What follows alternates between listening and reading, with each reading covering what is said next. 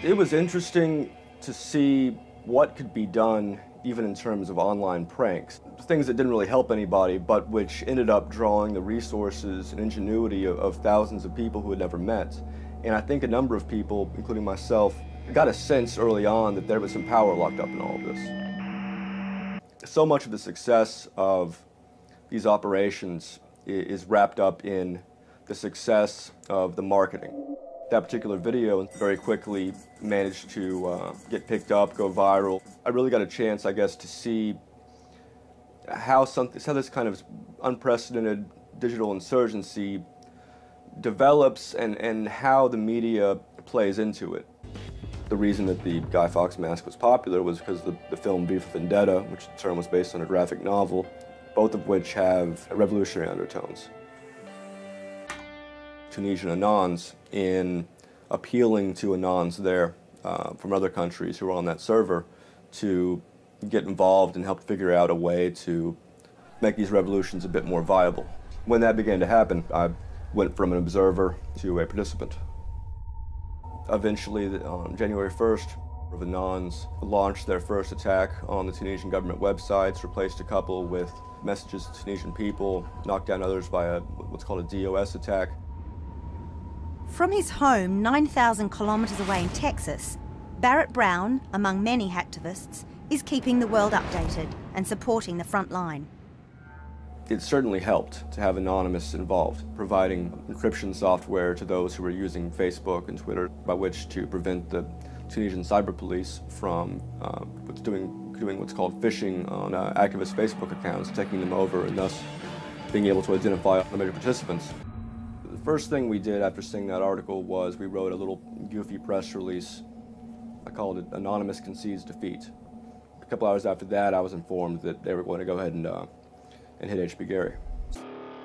LulzSec were people who felt that they didn't really need the rest of Anonymous, that they were carrying a lot of the weight on their shoulders themselves and thus could do what they wanted to do. Sabu was the one with whom I had more of a natural sort of mutual respect, very much a radical, like I am, frankly. He was very militant, just as I've been very militant. He and I shared similar values. Obviously, he was a hacker, and I was more of a propagandist and information operative.